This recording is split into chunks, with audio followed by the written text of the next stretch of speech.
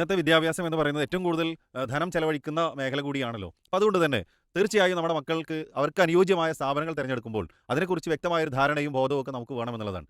വ്യക്തമായി അന്വേഷിച്ച് അവിടെയുള്ള അധ്യാപകർ ആരൊക്കെയാണ്? ക്രിയേറ്റീവായി കാര്യങ്ങൾ കൈകാര്യം ചെയ്യുന്നവരാണോ? അതുപോലെ തന്നെ നമ്മുടെ മക്കൾ എന്ന് പറയുന്നത് ഒരു മോൾഡിംഗ് പീരീഡിലാണ്. അവരെ ഏത് രൂപത്തിലേക്ക് വളച്ചെടുത്താൽ ആ രൂപത്തിൽ ആ ഒരു ഷേപ്പ് വരുന്ന ഒരു പ്രായത്തിലാണ് മക്കൾ. പ്രത്യേകിച്ച് സ്കൂൾ തലങ്ങളിലേക്ക് പോകുമ്പോൾ. അപ്പോൾ അവിടെ നമ്മുടെ മക്കളെ മോൾഡ് ചെയ്യുന്നത് ഒരു നല്ല പേഴ്സണാലിറ്റി വളർത്തിക്കൊണ്ടുവരാൻ പറ്റുന്നത്, അവർക്ക് ഭാവിയിലേക്ക് നന്നായി വിജയിക്കാൻ പറ്റുന്ന മേഖലകൾ തിരഞ്ഞെടുക്കുക. അതോടൊപ്പം തന്നെ ധാർമ്മികമായ മൂല്യങ്ങളെ ഉയർത്തിപ്പിടിക്കുന്ന, ആ മൂല്യങ്ങളെ ചേർത്ത് പിടിക്കുന്ന സാഹചര്യങ്ങൾ വളർത്തിയെടുക്കുന്നതിൽ ഇതിനൊക്കെ ഉതകുന്ന, ഇതിനൊക്കെ പറ്റുന്ന സ്ഥാപനങ്ങളാണോ അത് തെരഞ്ഞെടുത്തതിന് ശേഷം, അത് അന്വേഷിച്ചതിന് ശേഷം മാത്രമേ നമ്മുടെ മക്കൾക്ക് വേണ്ടി അത് സെലക്ട് ചെയ്യാൻ പാടുള്ളൂ എന്നുള്ളതാണ്. അതോടൊപ്പം തന്നെ നമ്മൾ ശ്രദ്ധിക്കേണ്ട മറ്റൊരു കാര്യത്തിലേക്കാണ് അദ്ദേഹം വന്നത്. പലപ്പോഴും ഇന്ന് വലിയ സംഖ്യകൾ നമ്മൾ അവിടെ ഡൊണേഷനായിട്ടോ അല്ലെങ്കിൽ ക്യാപിറ്റേഷനായിട്ടോ ഒക്കെ നൽകുന്നു.